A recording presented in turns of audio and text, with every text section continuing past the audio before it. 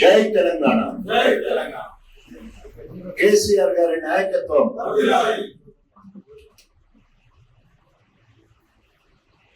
పత్రికా మిత్రులకి, electronic media సోదరులకి, పార్టీ శ్రేణులకి నా యొక్క నమస్కారాలు తెలియజేసుకుంటూ, మొన్నటి వరకు జరిగిన ఎన్నికలు రాష్ట్రం మొత్తంలో లోకసభకు సంబంధించిన 17 లోకసభ ఎన్నికలకైతే వరంగల్కు స్పెషల్లీ గణపురకు మరొక ఎన్నిక కూడా ఎమ్మెల్సీ పట్టభద్రులకు సంబంధించిన ఇంకో ఎన్నిక, 2 ఎన్నికలు జరిగినాయి. ఇక్కడ స్తబ్దంగా ఉన్న స్టేషన్ గన్పూర్ నియోజకవర్గం ఒక్కసారిగా ఉలిక్కిపడి జోష్తో టిఆర్ఎస్ కార్యకర్తలను కార్యోముఖులను చేసి టిఆర్ఎస్ పార్టీ బలపరిచిన అభ్యర్థుల విజయం కోసమో కంటికి కునుకు లేకుండా రాత్రి బౌళ్ళు కష్టపడ్డ బిఆర్ఎస్ శ్రేణులకు పేరు పేరున నా యొక్క హృదయపూర్వక కృతజ్ఞతలు తెలియజేసుకుంటా ఉన్నాను. ఎందుకంటే గణపురం నియోజకవర్గ పరిస్థితి మీకు అందరూ కూడా తెలుసు, చాలా ఆదరణ గోచరంగా నైతిక విలువలను పక్కకు పెట్టి 6 నెలల్లోనే అనేక పరిణామాలు ఇక్కడ చోటు చేసుకోవడం జరిగింది. ప్రత్యేకంగా కడియం శ్రీయ గారు ఏ పార్టీ నుండి మొన్ననే బిఆర్ఎస్ పార్టీ నుండి గెలిచి మరి ఇక్కడ కార్యకర్తలందరూ కూడా కష్టపడి పనిచేసి గెలిపిస్తే మరి స్వార్థంతో నమ్మిన సిద్ధాంతాలను, నైతిక విలువలను పక్కకు పెట్టేసి కాంగ్రెస్ పార్టీలో చేరడం జరిగింది. దానివల్ల గణపురం నియోజకవర్గంలో ఒక గందరగోళ పరిస్థితి. ఏదేమైనా కూడా బిఆర్ఎస్ శ్రేణులు నిలదొక్కుని ఎంపీ ఎన్నికల్లో 78% ఓటింగ్, అదేవిధంగా ఎమ్మెల్సీ ఎన్నికల్లో 79% ఓటింగ్ జరిగింది. ఇక్కడ అంటే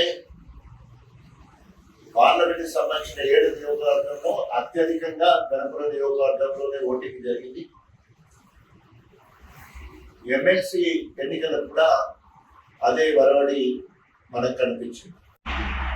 గొప్పగా పనిచేయడం జరిగింది. వారికి హృదయపూర్వకంగా మరొకసారి పేరు పేరున వారికి నమస్కారాలు తెలియజేసుకుంటూ, అదేవిధంగా గెలిచిన అభ్యర్థులు తెలంగాణ మొత్తంలో రేవంత్ రెడ్డి భాషలో చెప్పాలంటే ఉగాది పచ్చడి లెక్క మిశ్రమ ఫలితాలు వచ్చినాయి. ఏదైతే అల్టిమేటం అంటే రెఫరెండం అన్నాడు రేవంత్ రెడ్డి, 6 నెలల్లోనే రెఫరెండం అన్నాడు. వారు అర్థమేందో తెలియదు కానీ 14 నుండి 17 సీట్లు గెలుస్తారన్న రేవంత్ రెడ్డి 8తో సరిపెట్టుకోవాల్సి వచ్చింది. ఆయన సిట్టింగ్ ఎంపీ మరి మల్కాజ్గిరి ఓడిపోవడం జరిగింది. ఆయన సొంత జిల్లా మహబూబ్ నగర్ ఎంపీ ఓడిపోవడం జరిగింది. అదేవిధంగా సొంత జిల్లాకు సంబంధించిన ప్రజాప్రతినిధుల ఎమ్మెల్సీ కూడా ఓడిపోవడం జరిగింది. సో తప్పకుండా దానికి రేవంత్ రెడ్డి మరి వారన్న దాని ప్రకారం వారన్నది మేము రిఫరెండంగా తీసుకున్నామని చెప్పడం జరిగింది. మరి దానికి వారి విజ్ఞతకే వదిలేస్తున్నాం. దానికి అర్థమేంటో అనే చెప్పాలి. కానీ ఈరోజు రేవంత్ రెడ్డి పాలన పిచ్చోడి చేతుల రాయి లెక్క లేదా తుగ్లకు పాలన లెక్క కనిపిస్తా ఉన్నారు. ప్రజలు మార్పు కోరుకున్నారు. ఆ మార్పు రేవంత్ రెడ్డి ఏ రకంగా చూపిస్తున్నాడంటే మార్పు కేసీఆర్ గారు ఏదైతే పథకాలు మొదలుపెట్టిందో ఆ పథకాలన్నీ పేర్లు మార్చాలని లేదా ఆయన ఆడవాళ్ళు ఏమి లేకుండా ఉండాలనే ఆలోచనతో ఈరోజు తెలంగాణ రాజముద్రను మార్చాలనుకోవడం, తెలంగాణ తల్లి విగ్రహాన్ని మార్చాలనుకోవడం, తెలంగాణలో తెలంగాణ పేరుతో లేదా ప్రాంతంలో ఉన్న ప్రముఖుల పేరుతో ఉన్న పేర్లన్నీ మార్చాలనే ఉద్దేశంతో వేల కోట్ల రూపాయలు ఖర్చు పెట్టి, అంటే దాదాపు ఇప్పటి వరకు రకరకాలుగా వాట్సాప్ లో చూస్తే 3,000 కోట్ల నుండి 5,600 కోట్ల వరకు ఈ మార్పులకే ఖర్చు పెట్టాలి.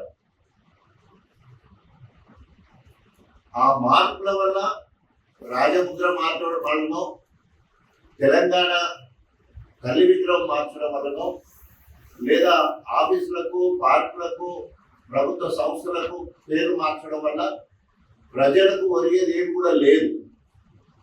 ప్రజలు కోరుకునే మార్పు ఏంటంటే 2,000 పెన్షన్లలో 4,000 వచ్చే మార్పు కావాలనుకున్నారు ప్రజలు. ₹1,00,000 రుణమాఫీ, 2 లక్షలు రుణమాఫీ కోరుకున్నారు ప్రజలు. కళ్యాణ లక్ష్యంతో తులం బంగారం వస్తుందని ఆశపడ్డారు ప్రజలు. అదేవిధంగా 10,000 ఉన్న రైతు బంధు, రైతు భరోసా సంబంధించిన పథకం ఎకరాకు సంవత్సరానికి 15,000 ఇస్తారని ఎదురు చూసిన ప్రజలు. పండిన వడ్లన్నిటికీ 500 రూపాయలు బోనస్ ఇస్తారని చెప్పేసి ఆ మార్పును ప్రజలు కోరుకున్నారు.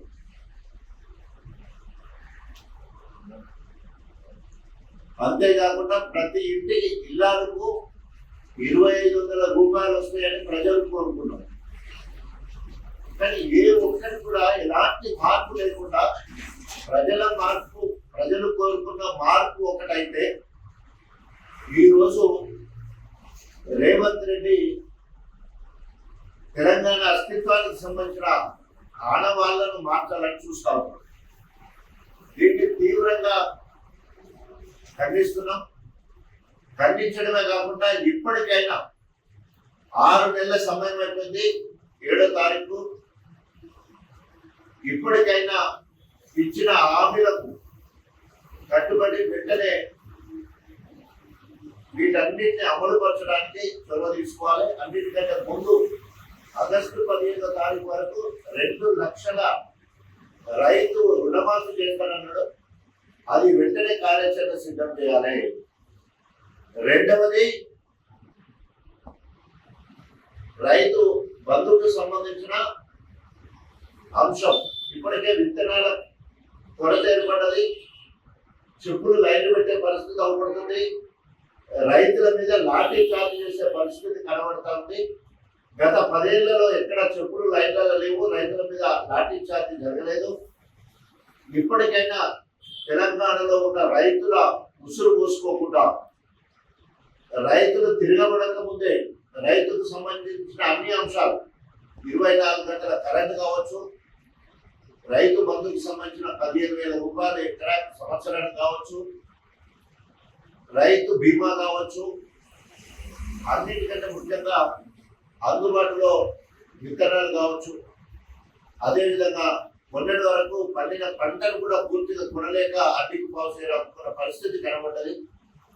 ఆ పరిస్థితి రాకుండా వెంటనే రైతులకు మేలు చేసే విధంగా చర్యలు తీసుకోవాలని డిమాండ్ చేస్తా ఉన్నాం. రేవంత్ రెడ్డి ఇప్పటి మీద పాలన మీద ఆయనకు ఒక ఆలోచన లేదు. ఏ రంగం మీద, వ్యవసాయ రంగం మీద కానీ, విద్యుత్ రంగం మీద కానీ, సాధారణ పాలన మీద కానీ, అడ్మినిస్ట్రేషన్ మీద కానీ, విద్యారంగంలో కానీ, వైద్య రంగంలో కానీ ఇప్పటి వరకు ఒక దాని మీద రివ్యూ పెట్టి దాని మీద సమగ్రంగా ఒక ప్రణాళిక తీసుకొని ముందుకు పోయే ఒక పథకాన్ని ఇప్పటి వరకు పెట్టారు. అదృష్టం 14 తెలంగాణ రాష్ట్రం ఏర్పడిన తర్వాత మొదటి క్యాబినెట్ లోనే నేను ఉప ముఖ్యమంత్రిగా పాల్గొన్న మొదటి క్యాబినెట్ లోనే 42 అంశాలు దాదాపు 8 గంటలు చర్చ జరిపి మరి పథకాలను తీసుకొని వెంటనే ప్రారంభించడం జరిగింది. ఇప్పటి వరకు ఇచ్చిన హామీలకు సంబంధించిన ఒక కొత్త పథకానికి శ్రీకారం చుట్టి ఇన్ని వేల రూపాయలు కేటాయించడం అన్న పరిస్థితి ఎక్కడ కూడా లేదు.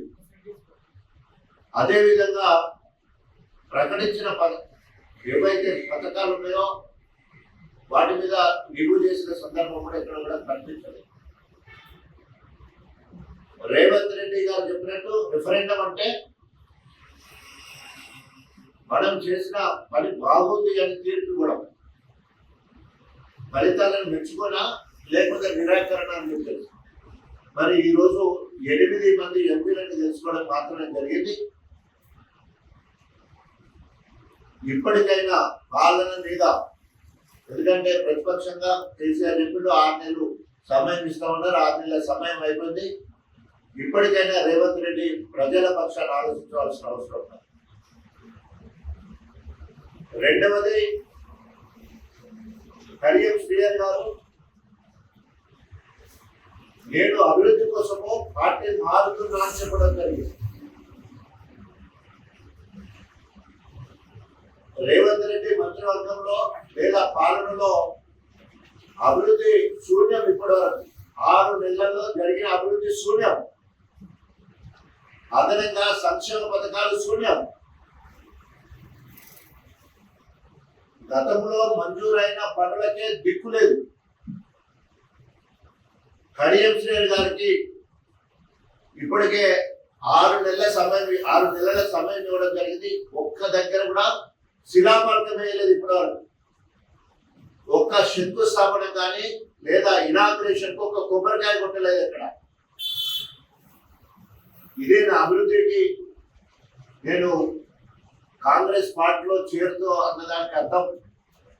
నేను మంజూరు చేయించిన 100 మంచాల హాస్పిటల్కి సంబంధించిన జీవో వచ్చింది. 37.5 కోట్ల రూపాయలు మంజూరు అయినాయి. అప్పుడే శంకుస్థాపన చేసే కార్యక్రమం ఉంటే అది అట్లాగే ఉన్నది. అదేవిధంగా గన్పూర్ కేంద్రాన్ని మున్సిపాలిటీ చేసే అవకాశం ఉంటే జీవోలు ఆఫ్ చేయడం జరిగింది. వెంటనే మున్సిపాలిటీ విషయం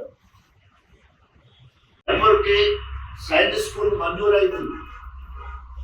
వెంటనే సైన్స్ స్కూల్ నువ్వు లెక్చరర్ గా పనిచేసిన ఎడ్యుకేషన్ మీద 2 సార్లు ఎడ్యుకేషన్ మంత్రిగా పనిచేసినావు. ఢిల్లీ పబ్లిక్ స్కూల్ ఇంత మటుకు హైదరాబాద్ పబ్లిక్ స్కూల్ మనకు రాంపూర్ దగ్గర వస్తే దానికి 2016లోనే నిధులు మంజూరైతే ఆ సంస్థకు ఇప్పటి వరకు ఆ బిల్డింగ్ ప్రైవేట్ బిల్డింగ్ లో బయట ఎక్కడో నడుస్తా ఉంది. అదేవిధంగా సైన్స్ స్కూల్ మంజూరైంది. దానికి ల్యాండ్ ఎక్విజిషన్ విషయంలో మీరే అడ్డుపడ్డట్టు తెలిసింది. ఎలుకుర్తి గ్రామం వాళ్ళందరూ కూడా సైన్స్ స్కూల్ రాకుండా కడియం చేసిన పరిస్థితి కనబడతా ఉంది. అదేవిధంగా 133 కోట్ల రూపాయలతో అదనంగా నిధులు మంజూరు చేసి ఎత్తైన ప్రాంతాలైన శ్రీపతిపల్లి, కొండాపూర్, లింగంపల్లి, మధ్యలగూడెము, పీసర, వేలే, అక్కడ నుండి కమ్మర్పేట, ముప్పారం, నారాయణ వరకు అవన్నీ అభివృద్ధి కార్యక్రమం అవ్వచ్చు.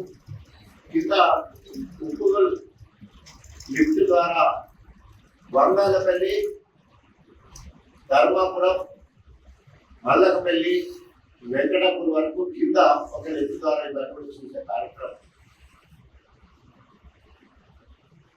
గతంలో బీఆర్ఎస్ ప్రభుత్వం ఉన్నప్పుడు ఎండాకాలము మత్తలు పోసేది. ఇప్పుడు రిజర్వాయర్లు అడుగంటిపోయినాయి. ధర్మసాగర్ రిజర్వాయర్ అడుగంటిపోయింది. పంపు దగ్గరికి నీళ్లు లేవు. సౌత్ కెనాల్ కి తూము దగ్గర నీళ్లు లేవు. ఇప్పుడు చూసుకుంటూ వచ్చాను. నార్త్ కెనాల్ దగ్గర నీళ్లు లేవు. సమ్మక్క బ్యారేజ్ దగ్గర 7.5 టీఎంసీ నీళ్లు ఈరోజు మనకి ఎప్పుడు 365 రోజులు 24 గంటలు పంపిణీ చేయడానికి సిద్ధంగా ఉంది. ఇది కాళేశ్వరం ప్రాజెక్టుతో సంబంధం లేదు. గణపురం మొత్తం ఆయకట్టు మొత్తం కూడా దేవాలయాల ద్వారా మాత్రమే ఉంటుంది. కడియం శ్రేణికి సిద్ధశుద్ధి ఉండేది. గత బీఆర్ఎస్ ప్రభుత్వంలో ఏ రకంగా ఎండాకాలము తూములని చెరువులన్నీ నింపుకునేది, ఎండాకాలం మంతడి బదిలీ సకాలంలో నారు పోసే విధంగా ఉండేది. ఈరోజు అభివృద్ధి అని అధికారం కోసము, బిడ్డకు ఎంపీ కోసము నువ్వు కాంగ్రెస్ పోయి నువ్వు చేసే అభివృద్ధి ఏందో చెప్పాలా, నీ ఎజెండా ఏందో చెప్పాలా. ఉన్న పనులన్నీ ఆపేసి సంక్షేమ పథకాల గడ్డి కొట్టి అభివృద్ధిని గుర్తుపరిచి ఈరోజు గణపురం నియోజకవర్గంలో కాంగ్రెస్ పాలన నిర్వీర్యం అయిపోయింది. ఎక్కడ ఏమి కూడా కనిపించలేదు. బీఆర్ఎస్ ప్రభుత్వంలో ఒక్కొక్క సంక్షేమ పథకం వచ్చినప్పుడు పండుగ వాతావరణం మనకు కనిపించేది. తెలంగాణ అస్తిత్వం గొప్పగా కనిపించేది. ఎక్కడ కూడా కాంగ్రెస్ వచ్చిన తర్వాత ఆ కుమ్ములాటలు అనుకోండి, గ్రూపులు అనుకోండి, ఎత్తుకు పై ఎత్తు అనుకోండి, రకరకాల కార్యక్రమాలు చేసి ముఖ్యమంత్రి కోసము సాగులను నేటిగా చేసుకునే కార్యక్రమాలు కనబడుతున్నాయి తప్ప అభివృద్ధి మీద ఇసుమంతైన మనసు పెట్టి చూసినట్టు కనబడట్లేదు. ఈరోజు బీఆర్ఎస్ పార్టీగా మాదిగ బిడ్డగా మొన్న ఎలక్షన్ లో కాంగ్రెస్ చేసిన ద్రోహానికి మాదిగలందరూ కూడా దూరం అయింది. ఎంపీలు 3 ఉంటే 3 కూడా అక్కడ డాక్టర్ వంశీకి పెద్దపల్లిలో, అదేవిధంగా మను రవికి నాకర్నూలులో, ఇక్కడ బయట కులస్తులైన కావ్యకి ఇవ్వడం జరిగింది. కంటోన్మెంట్ మాల సోదరునికి ఇవ్వడం జరిగింది. గెలుపోటంలో పక్కన పెడితే సామాజికంగా 12% ఈరోజు మాదిగలు తెలంగాణలో ఏ ఒక్కరికి ఇవ్వలేదు. అదేవిధంగా మంత్రివర్గంలో కూడా పట్టి విక్రమార్క మాల, ప్రసాద్ కుమార్ స్పీకర్ మాల, అదేవిధంగా దామోదర్ నరసింహ, మోచి రాజనరసింహ. ఎందుకు చెప్తున్నామంటే ఈరోజు డాక్టర్ బిఆర్ అంబేద్కర్ గారు రిజర్వేషన్ ఒక శాస్త్రీయ దృక్పథంతో జనాభా నిష్పత్తి ప్రకారమే రిజర్వేషన్ కల్పించడం జరిగింది. అసలైన తొలి వెలుగు. ఫాలో వాట్సాప్ @తొలి వెలుగు అఫీషియల్.